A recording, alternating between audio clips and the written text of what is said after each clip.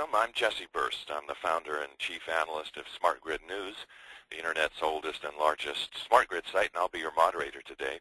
And we're going to talk about how you can engage your customers with in-home displays. And we've assembled an all-star panel of experts to help us with that. I'll introduce each one in a little more detail, but real quickly, we're joined from Reliant Energy by Mark Eddings, Director of Marketing and Residential Retention, and Mark Smith, the Principal for Smart Energy. And from Tendril joining us today, Matt Smith, Director of Firmware Engineering, and Mike Ruth, Senior Director of Marketing. So let me put this in a little bit of context, and because many utilities they're coming to realize that when it comes to engaging with your customers, there's a continuum of choices. There's a spectrum of possibilities, and you can take your customers on a journey and at each stage increase their engagement and their empowerment. So you might start with paper reports or email reports. You might take it up a notch with a web portal that has additional interactivity, and then take it up to another level yet with in-home displays. We have been chronicling this entire customer journey. As you can see here on the slide, we've done previous webinars about paper and email reports with Duke, about web portals with Kansas City, and now with Reliant to talk about in-home displays. When we send you the links to download the slides for this webinar, we'll also make those links to previous webinars available to you as well. So you'll be well armed to make your decisions. So here's what we're going to do today. We're going to talk about Reliant and the unique characteristics of the Texas market. And we're going to talk some about the in-home displays and kind of define and describe that. Also some of the challenges that came out.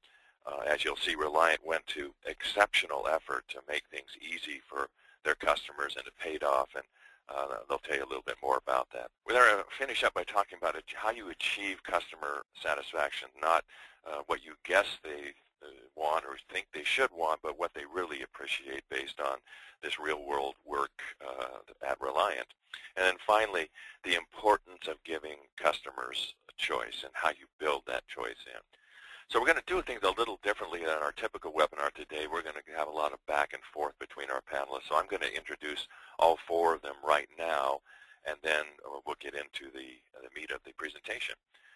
So first up is Matt Smith. He's the Director of Firmware Engineering at Tendril, where he oversees the development of their Zigbee home area network stuff. He's been a Zigbee pioneer. He's got over 15 years experience and a degree in computer science. Welcome, Matt.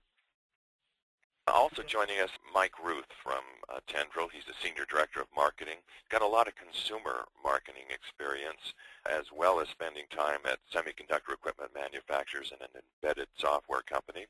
He's got a master in computer engineering. And then Mark Smith is with us as well from Reliant Energy. He's the Principal for Smart Energy. He's a business architect for their residential smart energy solution. He's got over 20 years of experience, including 10 years at Compact Computer and a master's degree in systems engineering. And finally, Mark Eddings of Reliant Energy. He's the Director of Marketing for Residential Retention. He leads the Smart Energy marketing team. It's his responsibility to find and retain residential customers in these programs. He's got an MBA from the Jones School at Rice University. And to all four of you today, thanks for taking the time to share what you've learned with your utility colleagues. So Mark Eddings, and I'll turn it over to you. Thank you, Jesse. This is Mark Eddings. I am, as Jesse mentioned, with Reliant Energy, based here out of Houston, Texas. Getting things started, I wanted to orient the group with regards to who Reliant Energy is and where we fit into the mix within the electricity market here in Texas. So starting things off, Reliant Energy is part of NRG Energy, which most of you probably are already aware of NRG's family of companies, probably most well known for being one of the largest generators of electricity and power in the United States.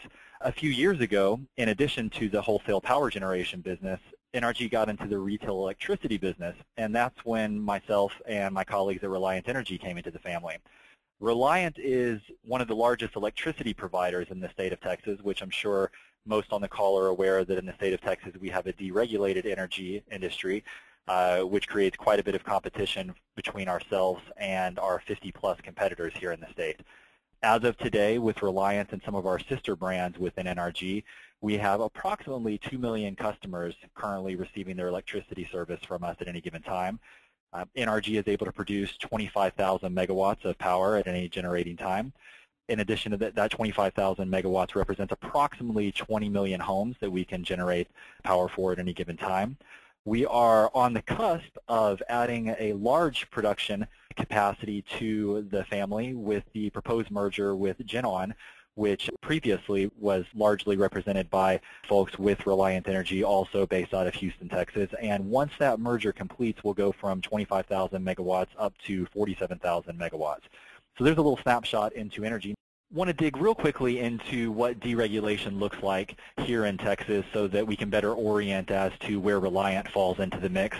So with a deregulated market, power generation is handled on the one end by companies such as NRG. Retail electricity providers like Reliant Energy purchase the power on behalf of their customers and sell directly to the end customers. In this case, what I'll be discussing today, although we do have commercial and industrial customers, small business customers, and residential customers, our focus today will be just on the residential market. So the power is actually delivered through our transmission and distribution service provider network. In Houston, that example would be CenterPoint Energy. And then lastly, the power goes from the TDSP down to the inline customer. And in Texas, the relationship with the inline customer is held between the retail electricity provider, in this case Reliant, and the direct in-home user. So here, we at Reliant spend a lot of time trying to figure out how are we going to differentiate ourselves between guys down the street, much less the other 50 electricity providers that a residential customer can choose here in the state of Texas. So approximately 4 years ago, when ERCOT announced that they were going to start distributing smart meters throughout all of the competitive Texas area, Reliant put a stake in the ground and decided that we wanted to make smart energy and all of the services and products that can be tied to it a big differentiator for us. And we've spent the better part of the last 3+ years bringing that to fruition. So as of today, Reliant has approximately 1.3 million customers. Over half of those customers are using at least one product, which we've created a sub-brand known as our eSense line of products. At least 1 out of every 2 customers is using one eSense product to help them better manage and control their energy usage and cost. Here in our market, more than 90% of customers do in fact have a deployed and provisioned smart meter working at their home. Before the end of the year, we expect that number to be approximately 98%. So we long ago passed the tipping point, and now it's pretty much de facto that every one of our customers or prospects that we're dealing with does in fact have a smart meter and can take advantage of the products that we've developed. I want to spend 1 minute and help orient folks as to what Reliant currently does have in market and how we treat our ecosystem of products and where the home energy monitor falls within that spectrum. So we have a general philosophy of insights, choice, and convenience. That being that we want to use the information unlocked by the smart meter and the 15-minute interval data to help our customers get better insight into their usage, what they're doing at their home, how their activities are generating not just usage, but ultimately the cost that they'll see in their bills every month, so that they can use that insight to make better choices, whether that may mean they decide to select a time of use rate plan that perhaps can reward them for usage patterns that they're already exhibiting if the majority of their power is happening at off-peak time periods, or if they want to use those insights to determine that they need to select a different electricity plan, perhaps moving from a variable rate plan to a fixed rate plan, and then ultimately taking that choice and moving it over to convenience. And the convenience being essentially how do we make it easy for customers to process all of this data. A metric that we often use internally is a stat that tells us that the average American residential customer spends approximately 8 minutes a year thinking about electricity and their electricity choice. Realizing that that's a very small window, we're asking customers to invest a little bit more, but not a lot more time so that they can really maximize the benefit that our smart energy solutions can bring them. So within that spectrum, I'm going to go real quickly through some of the items on the wheel. Starting in the upper left-hand corner, you'll see a weekly email. For us, that's a weekly notice that we send to our customers that tells them what they have used electricity-wise in the past week, how much that costs them, how that compares to the week prior, and at their current pace, what that means for their ultimate monthly bill. As a competitive provider, we love this product because it helps our customers to avoid the end-of-month bill shock. So, a common example in the state of Texas, August is usually one of our highest bill months because of the extreme temperatures. So anytime when an August bill would hit our customer's mailbox that was for a higher amount than that customer was expecting, we as a competitive retail provider had a lot of nervousness that would instigate a switching action by the customer because they felt that they didn't have any control over the situation, and this was naturally an unwelcome surprise. The weekly summary email has been very beneficial both to us as a business and to our customers to help avoid that surprise. So let's say that for you, your personal pain point of a monthly bill is $250. You can see within 7 days into a 30-day billing cycle if you're on a pace to spend more than $250 and easily dig into the whys and what could I do to change my current course to avoid that ultimate bill from exceeding your budget limits. So that's kind of our starter product that a large number of our customers use. And going around the wheel takes you to the web portal or the online account management where you can dig in as much as you would like to, down to the monthly, weekly, daily, and even within the hourly data to say how I'm using power at my home. From the web portal, you can sign yourself up for mobile alerts. I gave the example earlier of a customer whose pain point might be $250 a month, that if they're spending more than that, that's going to be a budget buster. You can pre-select that 250 is your number, and if at any time during your billing cycle, even if it's the fourth day out of 30, that your current course says you're going to come in above 250, we'll send an alert to either your email or your phone letting you know of that and giving you, again, plenty of time to do a course correction if that's what you would like to do. One challenge that we have with all of this information is that the way that the Texas market is structured, every bit of that 15-minute interval data comes into Reliant and ultimately to our customers about 48 hours after the real-time usage. So as we sit here today, and Houston time, it's 12:46 on a Wednesday, the best that I can show a customer through either weekly summary email or their own dedicated web portal is information that's going to be from Monday. That's best case scenario. And naturally, if you're trying to give customers real-time usage and costs, is that they can see, hey, I just turned my AC up by 3 degrees. What's that doing for me or not doing for me? That isn't really captured very well with data that's 2 days old. So that's where the home energy monitor came in for us. We wanted to put something in customers' homes that would allow them to get immediate feedback on the actions that they were taking in their home. So we partnered with Tendril, made that decision about 3 years ago, and have spent the better part of the last 2 years developing that program and just getting them into customers' homes. As of today, we have dispersed a little bit more than 10,000 home energy monitors throughout the Texas market, primarily in the Dallas area and in the Houston area. And we'll certainly spend some time during this presentation sharing some of those results and what the customer feedback has been. But for us, the big key for the home energy monitors as far as how they fit into our overall product mix was so that we could fill that big gap that customers had who were loving weekly summary email and portal, but ultimately they just didn't have a way to say, if I want to know what's happening in my house right this second, how can you help me? And that's where the home energy monitor came in. With that, I will transition to my colleague, Mark Smith, and he'll give you a little bit more insight into our thought process when we chose the home energy monitor. Thank you, Mark. Again, my name is Mark Smith from Reliant Energy.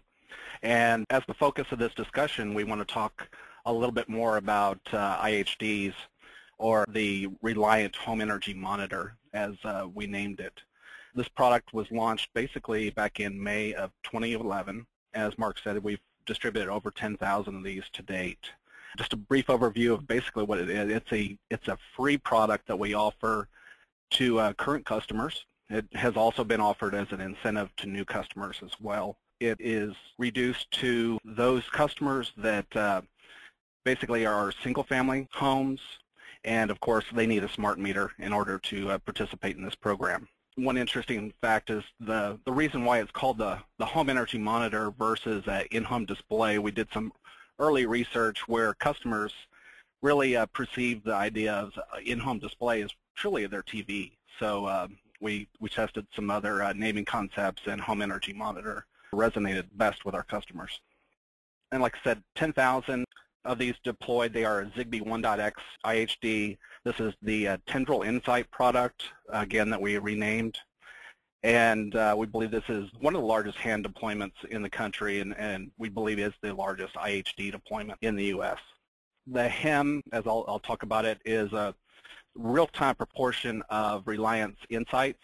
It has a 10-second read of the meter, and this really allows customers the ability to understand what things are using. As Mark said before, if I were to turn on my air conditioner, I need the ability to try to understand, hey, how much is this using? One of the use cases is basically to take the home energy monitor, walk around your house, and try to understand, basically cut off as many devices as you can to understand what your usage baseline is.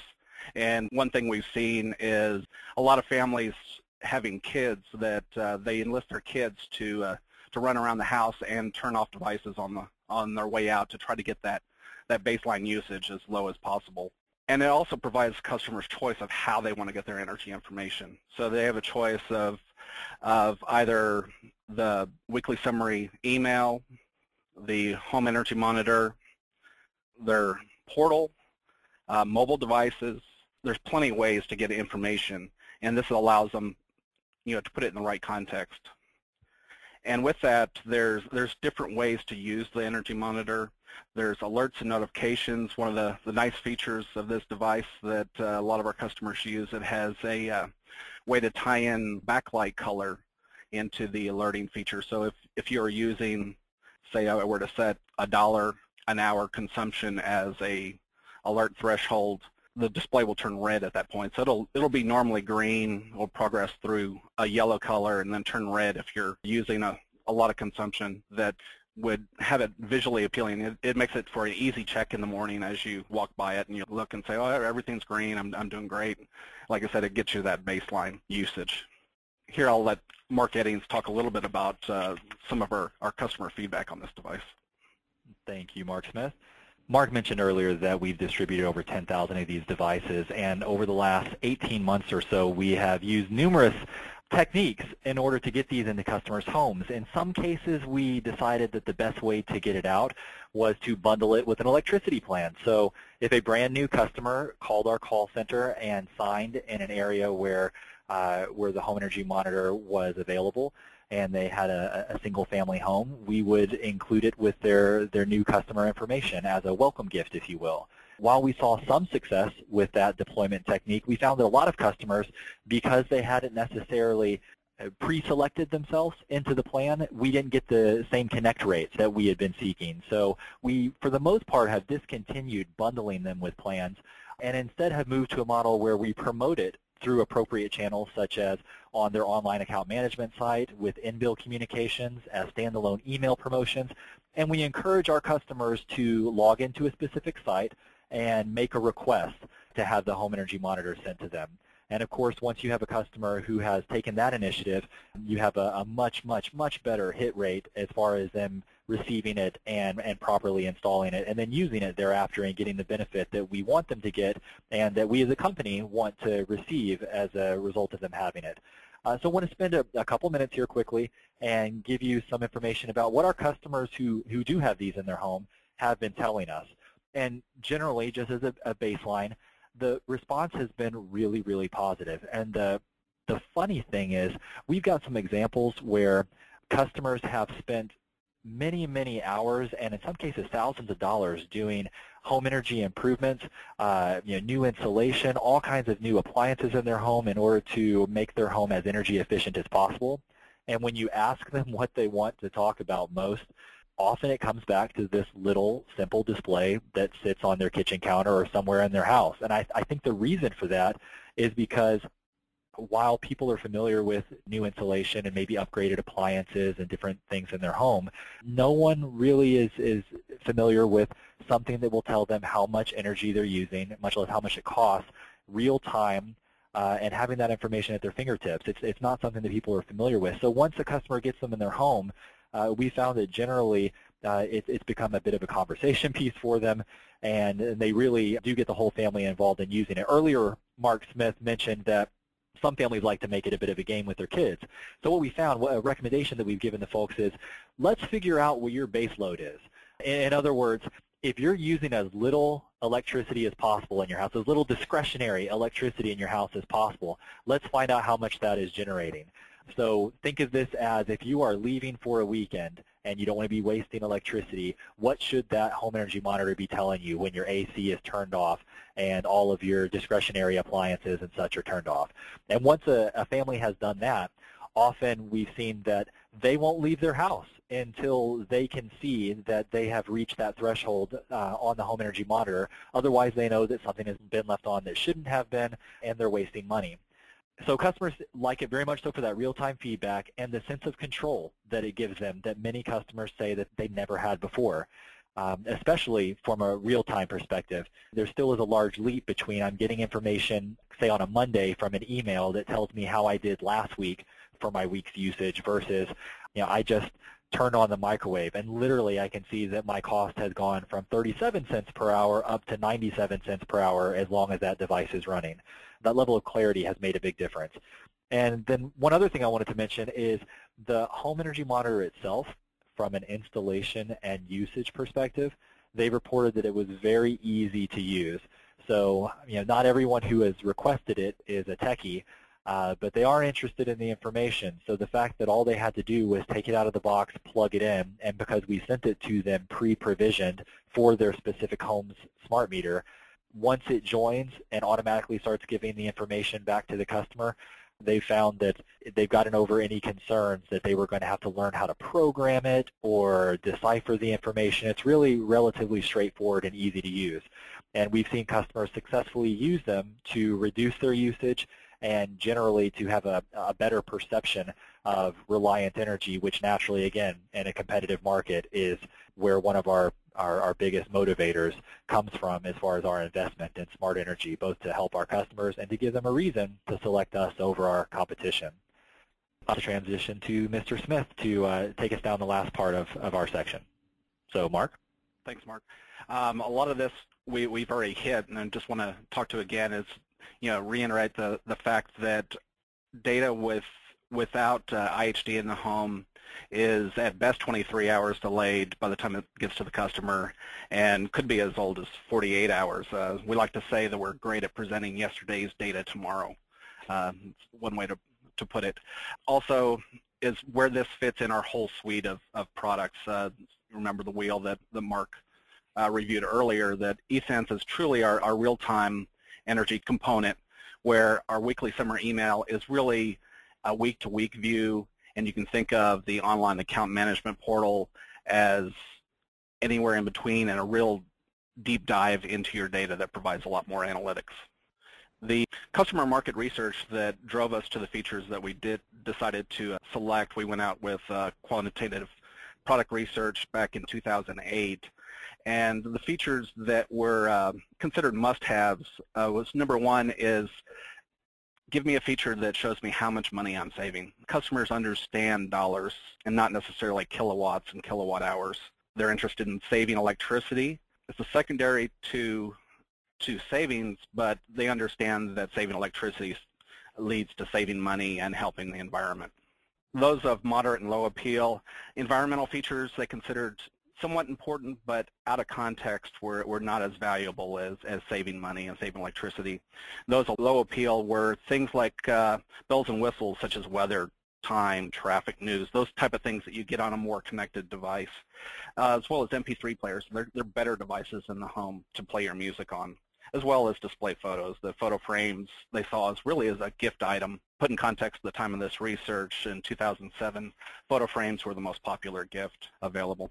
The goal of Reliant's IHD program, as Mark stated before, is that in a competitive market, satisfaction and retention are king. It's very similar to the telco market. Acquisition and retention are key metrics, as well as service differentiation. With 45 other retailers with greater than 250 different products, it's important for us to have a product differentiator in the market. And also in the timing of this, capitalizing on the rollout of AMI meters.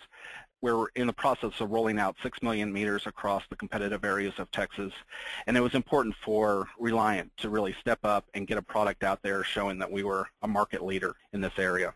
And finally, as we talked about before, is the direct IHD to meter integration. The real-time aspect is key, really giving them that granular insight that they just can't get from 15-minute data. This is Jesse Burst of Smart Grid News on the moderator today, and we're talking about customer engagement with in-home displays. And we've just heard from Mark Eddings and Mark Smith of Reliant Energy. So we got a cluster of questions around a similar issue. Roger wants to know what's the cost. Andrew wants to know how you cover the cost if it's free to customers. William asks if you cost justified it with energy savings. Lisa wanted to know also about the cost of installation. So maybe I'll ask Mark Smith to start. Yeah, why don't we have Mark Eddings cover the cost, and I can talk about the installation piece. Sure, thanks. So Mark Eddings, what about cost? So we did mention before that the cost of the device in almost all cases for our customers has been free. They merely need to have the qualifications, and by qualifications, those are really technical qualifications. They had to have a provision smart meter. They needed to be in a single-family home, and the reason they needed to be in a single-family home was merely a question of proximity from the device to the meter. And Mark, are you able to say anything about your costs for devices and the cost of installation? Do you have any rough guidelines there? Sure. From an installation standpoint, there is no cost because it's the customer installs themselves, and that's one of the reasons that we went with the solution that we did. And specifically, at one point, we were going to include what we call a gateway that would allow us to have two-way information transfer, meaning that the information was coming to Reliant in real time and going to the customer in real time. For a variety of reasons, with this program, we abandoned that methodology and instead went with a simple plug-and-play, where literally the meter, the device, the home energy monitor talks to the meter, and only that one-way communication. So all the customer has to do is take it out of the box and plug it in. And on our side, we've already pre-provisioned it so that there is no interaction needed from Reliant or any sort of technician once it's in the home. And are you cost justifying that through energy savings? Well, that's an interesting question.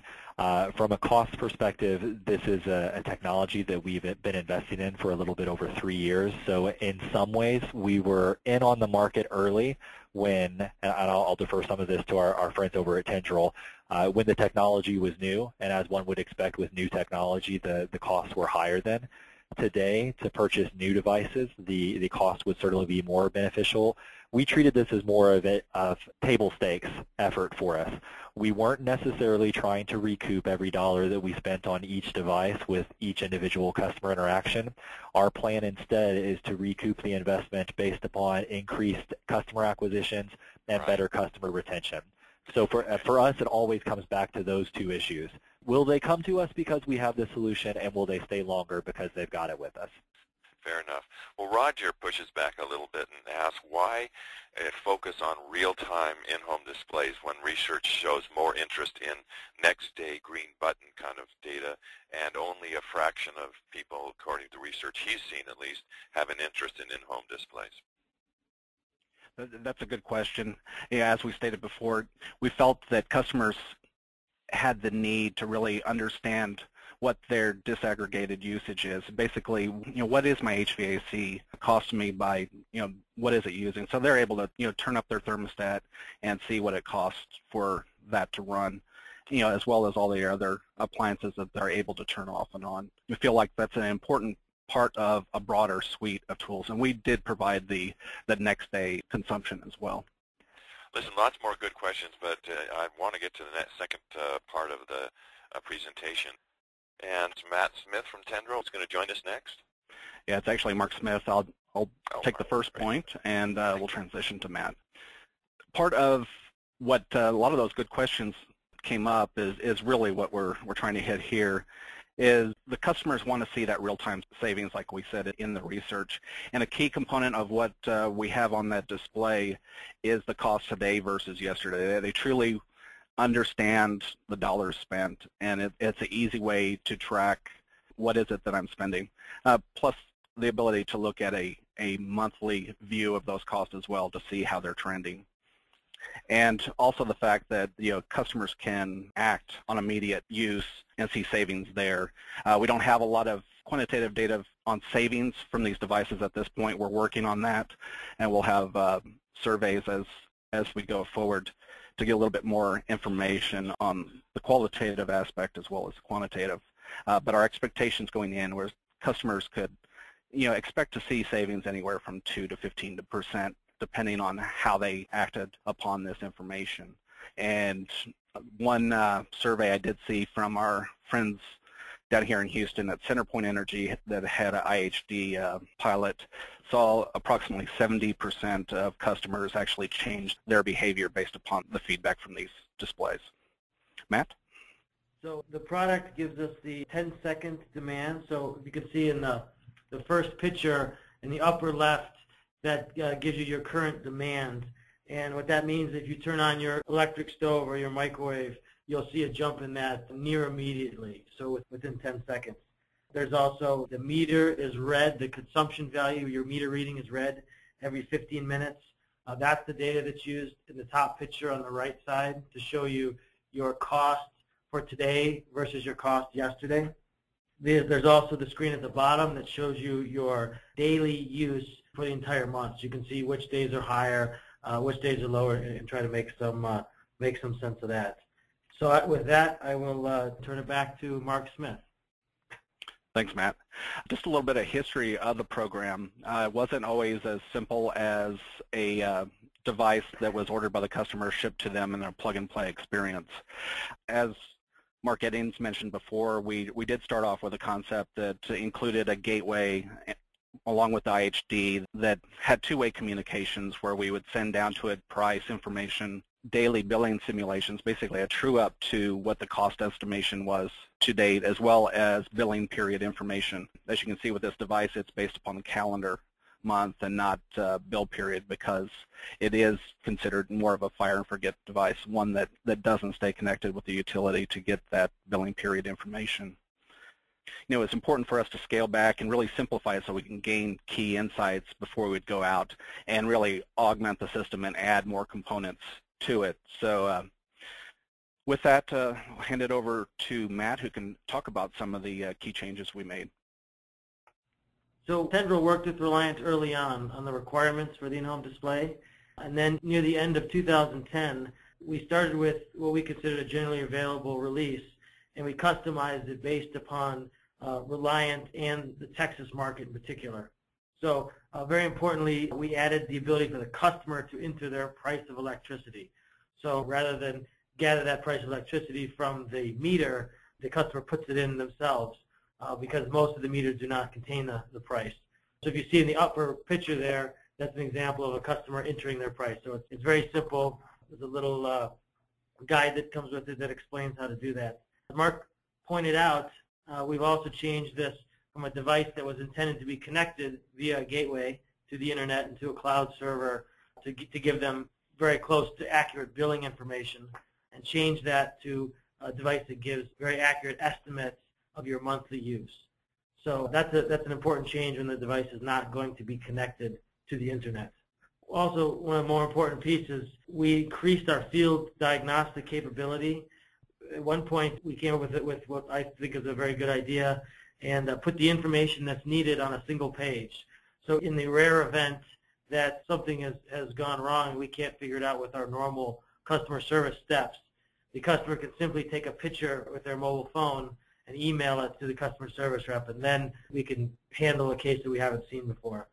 Again, that's not a common occurrence, but an example, at one point in the process, we had 3,300 of these devices deployed, varying between 3 and 6 months, and we had 3 devices that were exhibiting a problem. So with the ability to gather this very important diagnostic information and then actually drive out in the field and update these devices in place in the homes with new firmware, we verified that the problem that we're seeing was fixed. So that's the problems that you have a very hard time reproducing in the lab when they happen after 6 months in 1 out of 1,000 devices. And we'll talk more about the diagnostics a little bit in the next slide. We do have an example in the lower right-hand corner there. With that, I will turn it back over to Mark Smith. Thanks, Matt.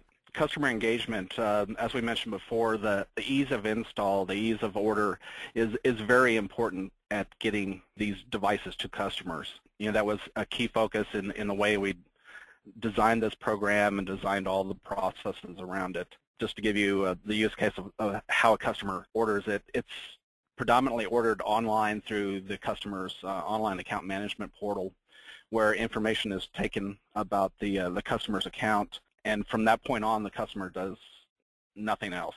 Essentially, the device will show up on their doorstep in about a week. They take it in, plug it into the wall, enter the price, and they're off and using the device. It's very simple. Another key learning we found is that it's important that the customer request the device to see value in it. As we mentioned before, the device was offered as an incentive to sign up for service. In that case, we saw fewer customers that took the initiative to actually even set up the device.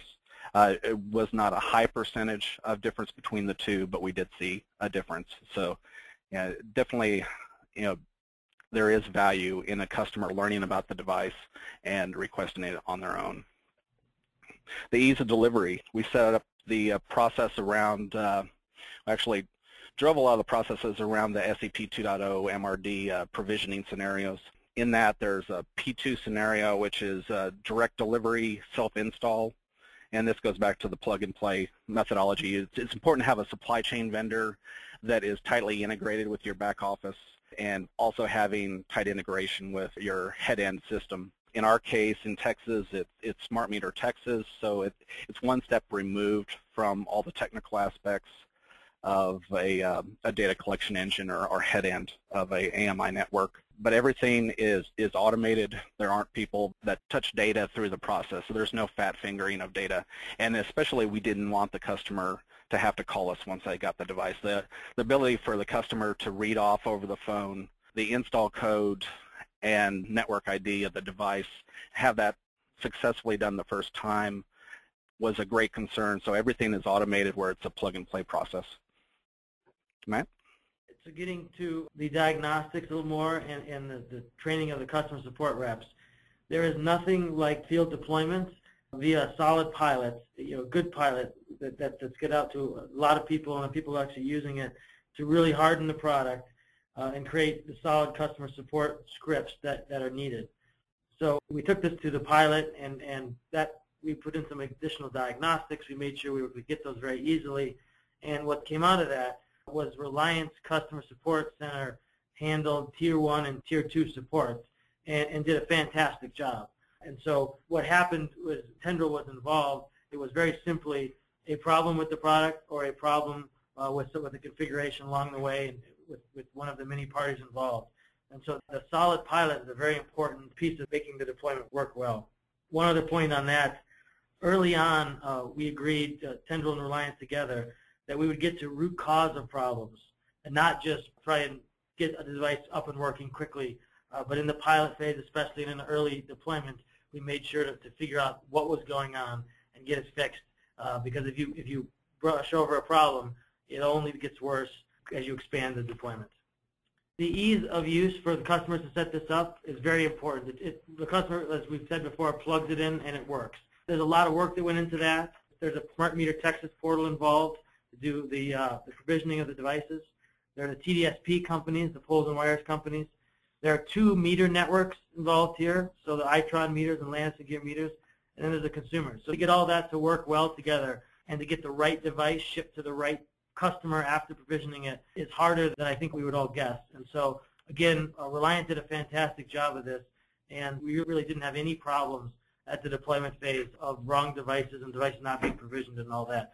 And again, it's a very important piece of it that a customer can plug it in and start getting value right away. Matt, before you go on, I do want to mention to those listening that Tendril, through this whole process, spent a lot of time making their firmware bulletproof, and it truly shows in the rate of success we have in getting these devices out in the market. We've rolled out a lot of devices, tested a lot of devices. We truly feel that Tendril firmware is about the most mature that we've seen in the market. Thanks, Mark. Appreciate that. With this next slide here, we're going to talk about how do we get started with Reliance. So I'm going to turn this over to Mike Ruth to go over the normal engagement process, and then I can fill in some details on this particular project. Mike? Thanks, Matt. So how does Tendril start an engagement or typically engage with our customers? So we'll typically start at the beginning with the overall program design and, where needed, design for experiment. So this starts with understanding our clients' goals and objectives and focusing in on what are the success metrics for the program, understanding who we're targeting, who are the customers that we want to engage in the program that's being defined, and then ultimately defining the right devices or solutions for the program. As you'll hear, we know, and as most people know, one size does not fit all every consumer, and so it's important to think about what is the right type of touch point for the customers that you're trying to engage, and as you heard here today, in-home displays have a place as well. Beyond that upfront engagement, then we'll typically conduct a 3 to 6 month pilot where we're looking to get friendly feedback early, train field and support personnel, get measurements, prove the program out, and then move it into a rollout on the schedule and budget of our clients. So with that kind of overview, Matt, can you give a little more detail on how we engaged with Reliant? Sure. By the end of 2010, we had wrapped up some very specific goals around how we wanted this project to roll out. As far as the market segmentation, we left that up to Reliant, and as Mark explained, the customer self-selecting kind of turned out one of the better ways. We chose an IHD for the reasons described previously, and then we went through about a 5-month pilot, and then in May of 2011 is when the first devices went out to live customers, and then it ramped up from there to the over 10,000 number that Mark talked about previously. So for this last section, I wanted to really tie this all back to consumer engagement, the theme of this webinar series that Jesse and the Smart Grid News have been hosting and leading. So first, I wanted to just give a quick update for those of you who know Tendril and background for those of you who may not. So Tendril is the leader in delivering consumer engagement applications, products, and services to the energy space. Our leading Energize application suite with a number of different consumer touch points and products is built upon our Connect platform, the industry's only open and scalable platform. You heard here today one example of our ability to scale solutions into the marketplace. I'll touch on others here in a second. So our solutions span delivering energy efficiency programs for our customers, demand response and load control programs. We have customers who are using our application in marketplace applications where through our Energize portal, we're able to essentially tease out, feed to consumers, engage consumers, additional energy products and services that they may be interested based on who they are, their demographics, their psychographics, that our customers, our energy service provider customers, are interested in making available to their customers.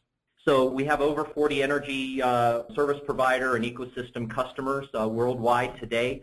In an earlier seminar, you heard about Duke, where we're deploying, at least by our count, the nation's largest deployment of paper home energy reports. Origin Energy, another retail energy provider in Australia, is deploying the Energize web application. And most interestingly, or equally interestingly, I should say, to the last point there, Essent, which is a retail energy provider in Europe, has been conducting a co-creation project on top of our platform, on top of the Connect platform, where they are facilitating building third-party energy applications and looking to their customer base to help select and pick what are the essentially killer apps that will engage their customers. So I look forward to being able to share more about that project in future webinars. So when we think about consumer engagement, we really think about it as a journey, not as a destination defined by a single product or a single interaction or solution. Fundamentally, the journey is designed to solve both the human problem as well as the technical problems of how do you turn data into actionable information. The journey helps sequence interactions with consumers, presents and gives them choices of the touch points and the products and services that they have access to. In the end, though, it's designed to deliver a personalized consumer experience and actionable information to the consumer, but ultimately deliver persistent and real value to our customers, to the energy providers and ecosystem partners. You heard in earlier webinars that our approach is grounded in years of behavioral science analytics and building science modeling. And these fundamental components inform each step of this journey through insight, choice, and control. So in earlier webinars, we really talked about insight, which was starting with paper reports through interactive web portals. Today we were talking about in-home displays as a form of insight. But why is choice here in this journey so important? Why is consumer choice so important? Consumers' fundamental choice is whether to engage or not in energy, okay? Whether they participate or not in these programs that energy providers wish to deploy in the market. And so ultimately, it's whether they care about energy or not. And so it's our job to help facilitate and support that process. So in that framework, we've shown this slide in earlier webinars. These are the essential elements of our behavioral change framework that we apply in our products. I'm not going to spend a lot of time here, but again, behavioral change, persistent change, is predicated on the fact that consumers must choose to engage in a first step, whether that's setting a goal, taking an action, looking at the data, gaining insight and awareness. So again, our job is to help support this process. So the importance of customer choice. I just talked about the concept. Choice is a key behavioral and social concept that we need to address as part of engaging consumers around energy, helping them understand and give them the tools of how, when, and where to engage with energy, how much information they receive or share. Tendril's approach is we take these concepts and we design them into our products. So they are inherent, choice is inherent in our solutions. We offer a number of touch points, whether that's paper reports, email, web, mobile. As I showed on the last slide, we have both behavioral and social components in our products. And so the results of all this is that choice in this framework engages consumers. And it engages consumers more, we believe, than other traditional approaches. You heard here today how with Reliance customers, their customers are gaining insight and awareness. They're excited. That's increasing customer satisfaction. You heard in our last webinar that we're delivering persistent savings and interaction and social engagement through the Cape Light project. And interestingly, what we're seeing is incorporating choice and these components in our products. We're actually seeing hard data where consumers are spending more time learning about energy. Earlier in the webinar today, you heard Mark Eddings refer to an average that typically consumers spend 6 or 8 minutes a year on understanding their energy. We're seeing 20 to 30x that engagement through some of the products and projects that we are deploying. So we're really excited about this data, and ultimately this leads to engagement around DR and load control programs as well. So we're seeing the results of these type of approaches in both EE and DR programs. So at the end of the day, the reason we do all of this is ultimately to deliver value to our customers, to energy providers and ecosystem folks. We help accelerate consumers through the value chain, through this journey, but at the end of the day, it's delivering persistent and real value around energy efficiency, demand response programs, enabling marketplace type solutions that deliver value to energy providers. So with that, Jesse, thank you, and I'll turn it over to you. Thank you, Mike, very much. And this is Jesse Burst with Smart Grid News, and we've been discussing customer engagement with in-home displays. We just heard from Mike Ruth at Tendril.